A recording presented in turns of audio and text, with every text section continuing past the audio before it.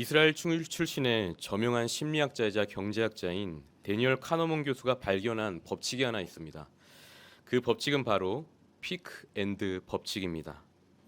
이 사람의 기억은 공평하지가 않기 때문에 어느 한 사건을 사람이 마주했을 때 기억에 영향을 미치는 것은 어떤 경험의 길이가 아니라 이 절정에 달했을 때 그 피크의 감정과 또 마지막 순간에 느끼는 엔드의 감정의 평균값으로 결정된다는 것이 피크 앤드 법칙입니다.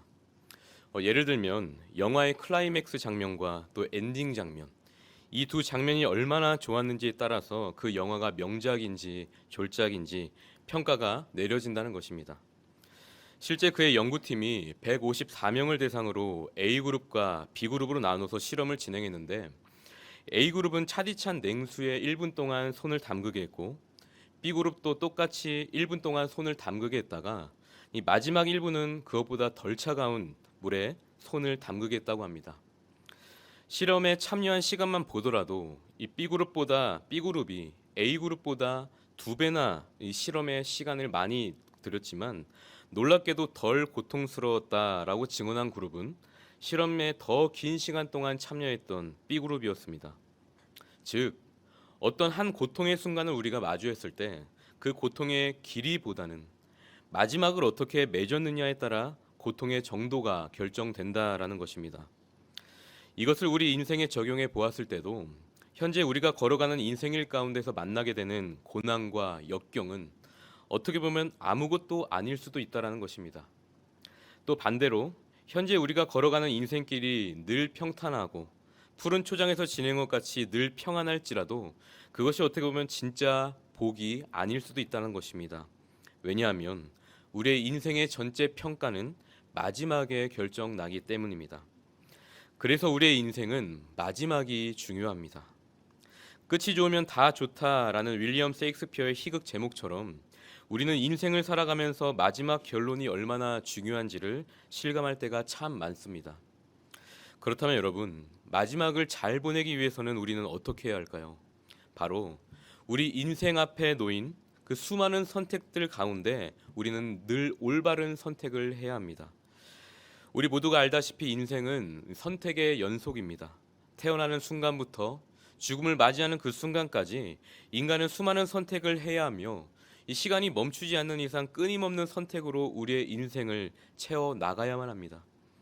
그리고 그 선택의 결과는 곧 책임으로 돌아오게 됩니다. 그렇기 때문에 우리 인생에서 어떤 선택을 하느냐가 정말 참으로 중요한 것이죠. 이것은 신앙의 여정에서도 마찬가지입니다. 아니, 더 중요합니다. 왜냐하면 그리스도인의 마지막은 이 사망의 길이냐 또 영생의 길이냐 곧 구원의 문제로 연결되기 때문에 그 마지막을 아름답게 맺으려면 우리는 선택을 정말로 잘해야 합니다. 오늘 본문의 주인공 다윗은 한순간의 잘못된 선택으로 인해 현재 고난의 시간을 보내고 있습니다. 어떤 잘못된 선택이었을까요? 사무엘하 12장 10절과 11절입니다. 이제 내가 나를 업신 여기고 햇사람 우리의 아내를 빼앗아 내 아내로 삼았은즉 칼이 내 집에서 영원토록 떠나지 아니하리라 하셨고, 여호와께서 또 이와 같이 이르시기를 보라, 내가 너와 내 집에 재앙을 일으키고. 바로 밧세바 사건입니다. 밧세바 사건으로 다윗이 범죄했을 때 이 나단 선지자가 다윗의 집안에 칼이 영원토록 떠나지 않겠다, 너와 내 집에 재앙을 일으키겠다라고 예언했었는데, 이 시간이 꽤 지난 시점에서 이 아들들의 범죄와 복수로 인해 실제로 그 다윗 집안은 칼이 떠나지 않는 나단 선지자의 예언이 그대로 이루어지고 있는 것을 다윗은 현재 목도하고 있는 것입니다. 그리고 현재 그는 그의 아들 압살롬의 반역이라는 큰 위기 앞에 서 있습니다. 하지만 여기서 중요한 것은 다윗은 과거에 잘못된 자신의 선택으로 현재 고난을 받고는 있지만 지금이 끝이 아님을 알고 있었습니다. 그는 그의 실수를 깨끗이 인정하고 진심으로 회개했으며 두 번 다시 잘못된 선택을 하지 않기 위해 또 정말 아름다운 마지막을 맞이하기 위해 그 위기 앞에서 올바른 선택을 할 준비를 하고 있는 것입니다. 여러분들은 신앙의 길을 걸어가다가 큰 위기를 만나거나 또 결정적인 선택을 해야 하는 순간이 찾아왔을 때 어떤 길을 선택해서 가시겠습니까? 오늘은 큰 위기 앞에서 다윗이 선택하기로 한 그 길을 함께 살펴보며 우리는 그리스도인으로서 어떤 길을 선택해서 가야 하는지를 함께 나눠보도록 하겠습니다. 첫째로 다윗은 위기의 때에 또 결정적인 순간에 사울과 다른 길을 선택했다라는 것을 우리에게 보여주고 있습니다. 오늘 본문 13절은 이렇게 시작합니다. 전령이 다윗에게 와서 말하되 이스라엘 인심이 다 압살롬에게로 돌아갔나 한지라.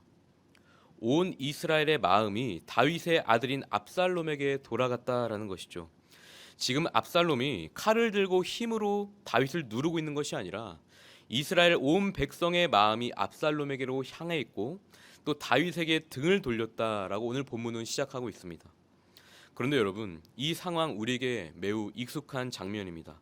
꽤 오래전 사울이 다윗과 함께하던 그 시절, 사울은 그의 아들 요나단에게 인정을 받지 못했을 뿐만 아니라 이스라엘 온 백성들에게 사울은 천천히요 다윗은 만만이라 하는 말을 들어가며 사울보다 더 젊고 항상 전쟁을 승리로 이끈 그 소년 다윗, 그 젊은 다윗에게 온 이스라엘의 마음을 빼앗기게 된 것입니다. 그리고 사울은 그 가운데서 왕의 자리를 위협받고 있던 그런 상황이었습니다. 그런 상황 속에서 사울은 어떤 선택을 했습니까?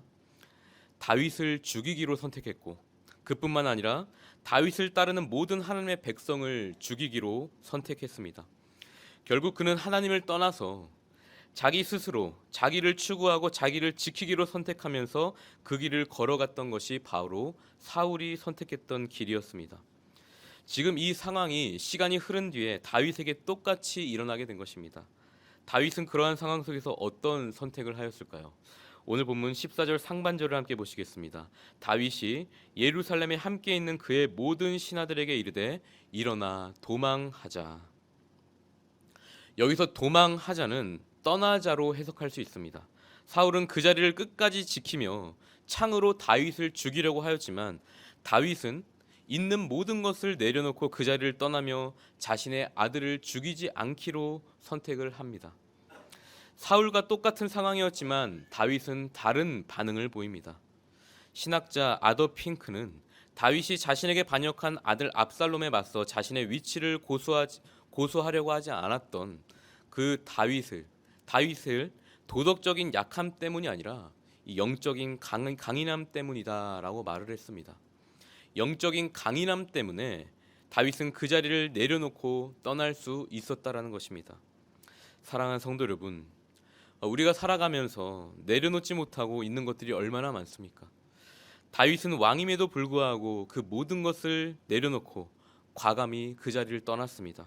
이렇듯 참된 신앙인이 되기 위해서는 영적으로 늘 무장되어 있는 사람들은 우리 안에 있는 욕심과 욕망, 그 교만함을 다 벗어버리고 낮은 자리로 나아갈 줄 알아야 합니다. 그것이 비록 약해 보일지라도 진정한 강함입니다. 사울은 지금 그곳에 남기로 결정하고 다윗을 죽이기로 결정했습니다. 하지만 다윗은 지금 그곳을 떠나기로 결정하면서 반역한 압살롬을 죽이지 않기로 결정했습니다. 이렇게 다윗은 사울과 다른 길을 선택하였습니다. 한 주간 우리 안에 있는 욕망과 욕심에 사로잡혀 남을 밟고 올라갈 수 있는 길들이 우리들 눈앞에 펼쳐질지라도 그 길이 더 쉽고 빠르고 편한 길일지라도 사울과 다른 길을 갔던 다윗의 발걸음을 기억하며 한 주간도 겸손함으로 낮아짐으로 너그러움으로 참된 그리스도의 길을 걸어가는 우리 모두가 되기를 주님의 이름으로 축복합니다.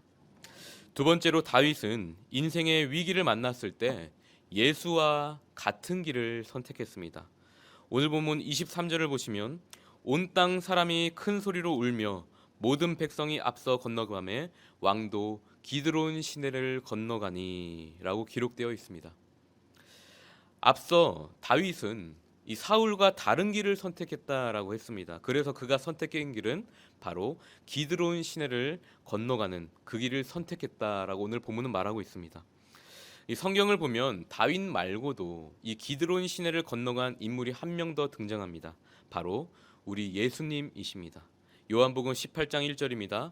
예수께서 이 말씀을 하시고 제자들과 함께 기드론 시내 건너편으로 나가시니 그곳에 동산이 있는데 제자들과 함께 들어가시니라. 예수님께서도 기드론 시내를 건너갔던 그 시점은 그가 제자들과 마지막 최후의 식사를 하시고 난 이후에 그 기드론 시내를 건너갔습니다.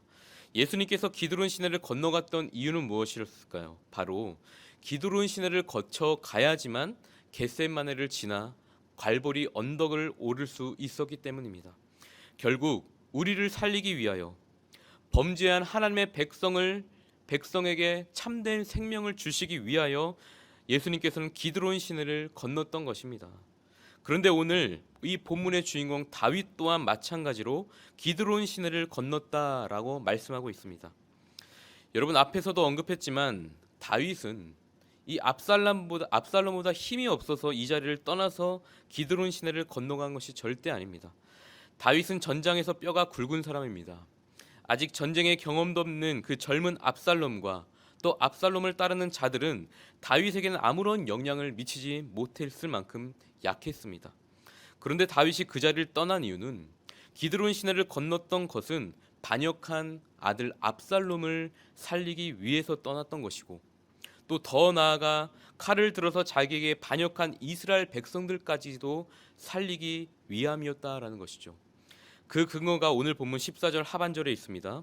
그가 우리를 급히 따라와 우리를 해하고 칼날로 성읍을 칠까 하노라. 다윗은 현재 자신의 생명을 걱정하는 것이 아니었습니다. 지금 전쟁이 예루살렘에서 일어나게 되면 가장 많은 피해를 입는 것은 바로 이 하나님의 백성들입니다. 그래서 우리를 해하고 칼날로 칠까, 성읍을 칠까 하고 걱정하고 있는 것이죠. 나를 따르는 백성이든 또 압살롬을 따르는 백성이든 다 하나님의 백성인데 지금 여기서 전쟁이 나면 하나님의 백성이 다 피해를 입는다라는 것입니다. 그래서 지금 다윗은 그 자리를 떠나서 기드론 시내로 들어갔던 것입니다. 다윗은 이렇게 사울과 다른 길, 또 예수님과 같은 길을 걸어가게 되는데요. 그 길은 결국 무슨 길입니까? 십자가의 길입니다. 이 위기의 때에 이 결정적인 순간에 다윗은 바로 예수님이 가셨던 그 길, 십자가의 길로 걸어갔다라고 오늘 우리 본문에서 우리에게 가르쳐주고 있습니다. 마태복음 16장 24절에서 25절입니다.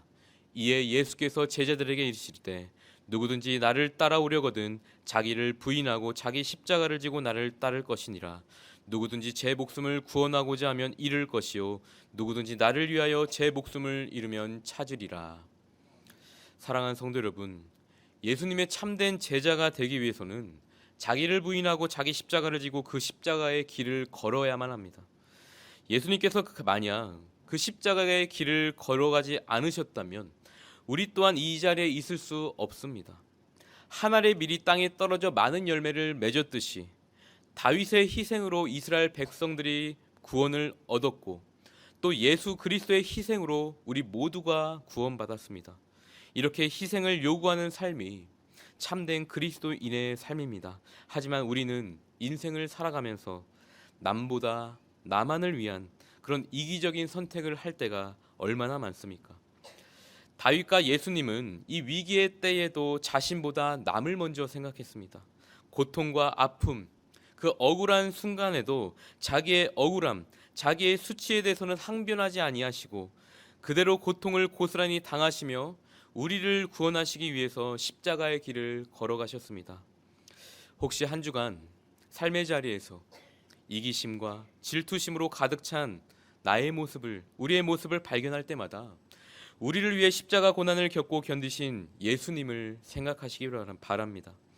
나 자신도 십자가의 은혜로 이 자리에 있음을 기억하면서 그 은혜를 주변에 흘려 보내므로 예수님과 같은 길을 걸어가기를 선택하는 참된 그리스도인이 되기를 주님의 이름으로 축복합니다. 마지막 세 번째는 다윗은 광야로 들어가는 길을 다시 선택했습니다. 23절 하반절을 보시면 모든 백성이 앞서 건너가매 왕도 기드론 시대를 건너가니 건너간 모든 백성이 광야길로 향하니라. 여러분, 다윗에게 광야는 남다른 의미가 있는 곳입니다. 그는 사무엘에게 기름을 받고 난 이후에 광야로 내몰렸습니다. 사울에게 여러 차례 죽임을 당할 뻔하였고 또 또 자신이 아히멜렉을 찾아가서 거짓말을 하며 떡을 공급받았던 것, 또 무엇보다도 가드왕 앞에서 미친 채 했던 것, 또 아둘람굴의 피신해 있으면서 이 뜨거운 광야를 지나왔던 시간들을 하나하나 생각하면서 너무나도 눈물이 쏟아지고 또 자신의 비천함을 느꼈을 것입니다. 내가 왜 이렇게 살아야만 하는가? 또 내 삶은 왜 이렇게 고난 덩어리인가?